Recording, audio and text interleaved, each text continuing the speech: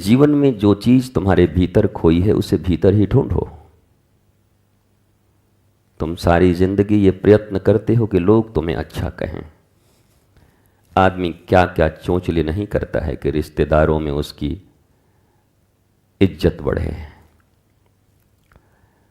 कर्ज लेता है, उधार लेता है, प्रयत्न करता है कि 4 रिश्तेदारों में उसका नाम हो। ये कौन है? ये तुम्हारे तरह ही भिखारी लोग हैं जो खुद भी सुखी नहीं हैं। तुम ऐसे ही अतृप्त भिखारियों के बीच महान बन के भी क्या करोगे? क्योंकि तुम्हें तो पता है कि तुम झूठे हो, तुम्हें तो पता है कि तुम अतृप्त हो, तुम्हें तो पता है तुम खाली हो, तुम्हारे पास कुछ भी नहीं है। लोग अगर समझ भी जाएं, तुम्हें भयंकर दर्द हो और समाज ये समझ भी ले कि तुमको दर्द नहीं है, तो उससे क्या फायदा? दर्द तो तुम्हें हो ही रहा है। ऐसे ही हम अपनी अज्ञानता के दर्द में कराह रहे होते हैं, पर हमें बचपन से हमारे माता पिता दादा दादी ने यही सिखाया हुआ होता है, समाज में अच्छे से रहना। समाज में अच्छे से रहने के बजाय काश तुमने ये सिखाया होता कि तुम अच्छे हो जाना। पर बरसों से तुम भी वही दकियानूसी परंपराओं को ढोते आ रहे हो, अज्ञानता में जीते आ रहे हो। इसलिए हर आदमी कहता है तुमको समाज में अच्छे से रहना है, अच्छे से रहना है। जो अच्छा होगा वो अच्छे से ही रहेगा, और जो बुरा होगा वो कितने दिन अच्छे से रहेगा? कब तक नाटक करेगा? और इस नाटक से समाज को भी क्या लाभ है और उसे भी क्या लाभ है? नाटक कर भी गए तो तुम्हें क्या लाभ, क्योंकि तुम तो वो हो नहीं। और तुम नाटक कर रहे हो तो समाज को धोखा ही हो रहा है कि एक दुर्योधन को अर्जुन समझ रहा है। इसलिए समाज में अच्छे हो, दिखो, परिवार में अच्छे दिखो, इससे अच्छा है तुम अच्छा हो जाओ। फिर तुम्हें परिवार भी अच्छा न कहे और समाज भी अच्छा न कहे, एंड डोंट वरी, और कहो आई डोंट केयर। जैसे कबीर ने कहा, जैसे रैदास ने कहा, जैसे नामदेव, ज्ञानदेव, सोपानदेव, गोरा कुम्हार, तुलसीदास, सूरदास, गुरु नानक देव, कितनों का नाम गिनाऊं तुम्हें। इन्हें समाज अच्छा नहीं कहता था, पर इन्हें इतना सा भी कोई फर्क नहीं पड़ता था उससे। उस समाज को कहते हैं ना, ठेंगे पर रखते हैं, उसे ठेंगे पर रखते थे वो। सत्य में जीने वाले लोग इस झूठे समाज का परवाह नहीं करते, क्योंकि सत्य का रस जिसने एक बार चख लिया, आनंद जिसने चख लिया, वो समाज के झूठे बनावटी जीवन को जीने को राजी नहीं होता है। पर तुम आदी हो इसी जीवन को जीने की। सड़ा हुआ जीवन, दर्द से भरा हुआ जीवन। हर आदमी एक दूसरे को दिखाने में व्यस्त है। मैं फिर कहता हूं कि काश कि वो होने में व्यस्त होता। दिखाने में जितना परिश्रम है, होने में उससे कम है। पर झूठ, कपट, केवल एक्सटर्नल वाहवाही मनुष्य को अंदर से कभी अच्छा नहीं होने देता। और ये बड़ी साहसी लोगों का काम है, ये डरपोक लोग नहीं कर सकते। जो साहसी है, जो वीर हैं, वो अच्छे होने का रिस्क नहीं, सतपथ चुन सकते हैं। रिस्क तो उसमें है जहां तुम जा रहे हो। 2 दिन अच्छे हो, चौथे दिन सब जानेंगे, मारेंगे तुम्हें, कहीं के न रहोगे, तुम्हारे परिश्रम भी व्यर्थ जाएंगे। इसलिए अच्छा होना है,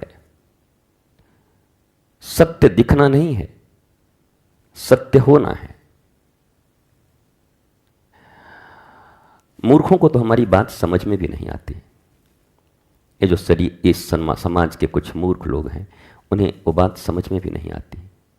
वो तो जी रहे हैं बस, वही लोग, वैसे ही लोग, निकृष्ट जीवन, यहां आना वहां जाना, जैसे मैं सदा कहता हूं, यहां छापा मारा, यहां छापा मारा, यहां राधा लिखा और सोचा हम भक्त हो गए।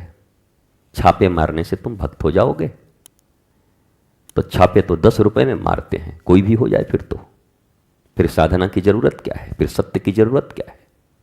फिर मीरा की तरह इतने साधना की क्या जरूरत है? अगर 10 रुपए के माला, 12 रुपए के पट्टे और 14 रुपए के छापे चढ़ाकर भक्ति प्राप्त की जा सकती तो सभी कर लेते। इससे भक्ति का कोई मतलब नहीं है, इससे ईश्वर का भी कोई मतलब नहीं है, न राधा रानी का कोई मतलब है, न कृष्ण का कोई मतलब है। इन प्रपंचों से राधा और कृष्ण तुम्हारे होंगे, राम और सीता तुम्हारे होंगे, शिव और पार्वती तुम्हारी होंगी। इनसे तुम्हारा मंगल होगा, इनसे तुम्हें आशीर्वाद मिलेगा। इन प्रपंचों से जिसकी कोई कीमत ही नहीं भगवान की नजर में, वहां तो केवल प्रेम, राम ही केवल प्रेम प्यारा, जान ली हूं जो जान निहारा। प्रेम, पर वो तुम्हारे भीतर नहीं है भी तो इतना खंड खंड खंड हो चुका है और इतने टुकड़ों में तुमने बांट दिया है कि वो मोह बन गया है। आकर्षण, जब सभी मोह को एक जगह केंद्रायित करके, घनीभूत करके, मीरा की तरह जब कोई ऐसे दोनों आंखें निकालकर और भगवान की तरफ देखकर ये कहता है, मेरे तो गिरधर गोपाल दूसरों न कोय, तब कृष्ण थोड़ा हिलते हैं। उसके पहले देखते भी नहीं कृष्ण मीरा की तरफ। मेरे तो गिरधर गोपाल, और ये तो दुनिया में सब कह रहे हैं। मैंने कई बार कहा, ये बात सारी दुनिया कह रही है, कृष्ण जी तो मेरे हैं, शिव जी तो मेरे हैं, राम जी तो मेरे। हम राम जी के भगत हैं। भगत हो तुम? हम शिव जी के भगत हैं। भगत? बारे भगत, फोटो रखा तो तुम भगत हो गए? ये कौन सी भक्ति है? पर क्या करे ये बेचारे बालक छोटे छोटे, इनके मां बाप ही नहीं जानते तो ये कहां से जानेंगे? जहां सोर्स है वो जाने तब तो ये बच्चे जाने, छोटे छोटे। इनको बताने वाला कौन है?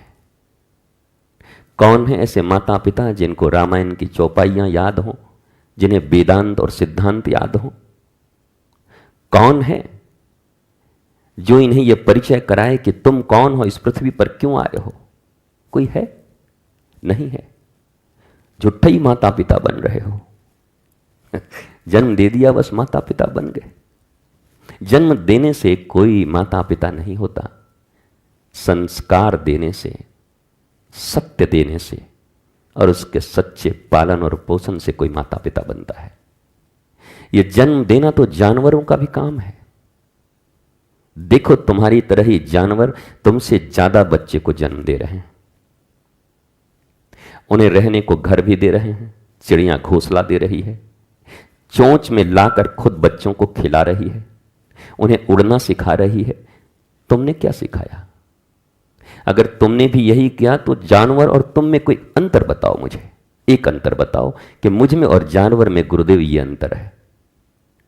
उसने भी यही सिखाया, तुमने भी रोटी कपड़ा मकान बस यही तो दिया।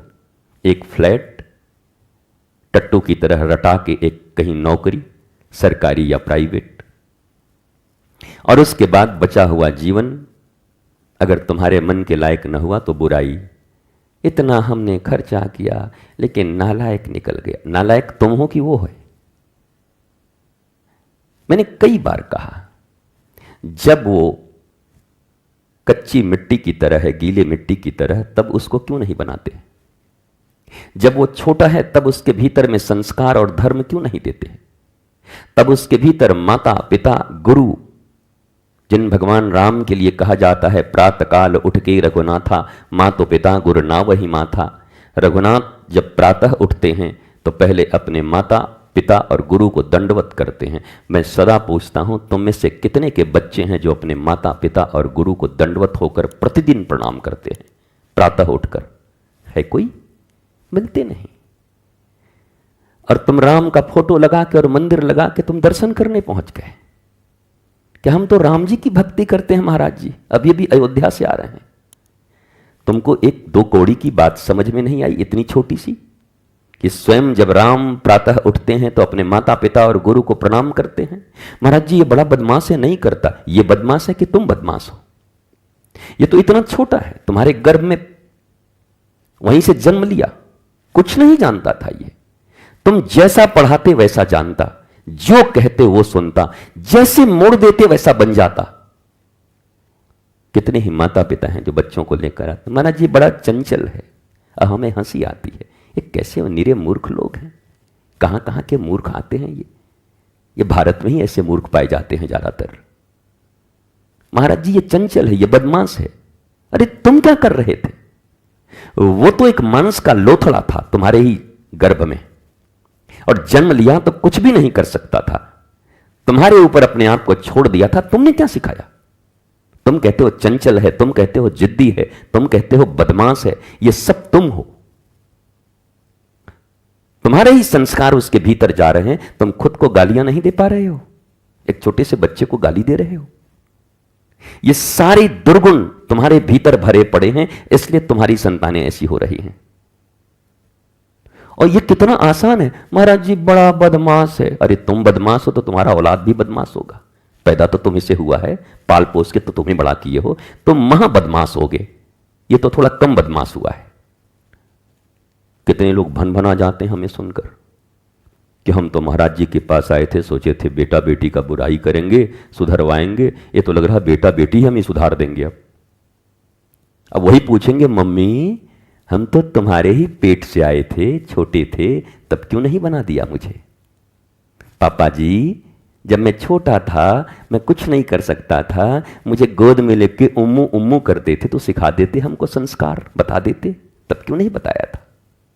कभी सोचा तुमने कि तुम अपने छोटी सी ममता के कारण अपनी संतानों, अपने बच्चों का जीवन कितना नरक के जैसा बना रहे हो?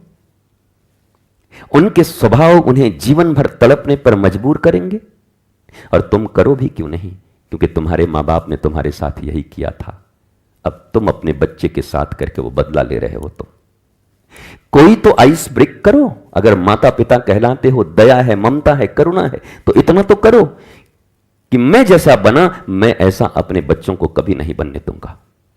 मैं शास्त्रों के अनुसार बनाऊंगा, मैं श्री कृष्ण की नीतियों के अनुसार अपने बच्चे को बनाऊंगा, मैं ऋषियों की परंपरा के अनुसार अपने बच्चों को बनाऊंगा। मैं तो भगवान राम के सारे गुण इसके भीतर में दूंगा कि इसे दुनिया का सबसे बड़ा चीज मिलने वाला हो, युवराज बनने वाला हो, पर दूसरे दिन वनवास भेज दिया जाए, उसके बाद भी इसके चेहरे से मुस्कुराहट गायब नहीं होनी चाहिए। ऐसा नहीं कि 100 का नोट गिर जाए तो आत्महत्या कर ले। तुम्हारी संतानें ऐसी हैं।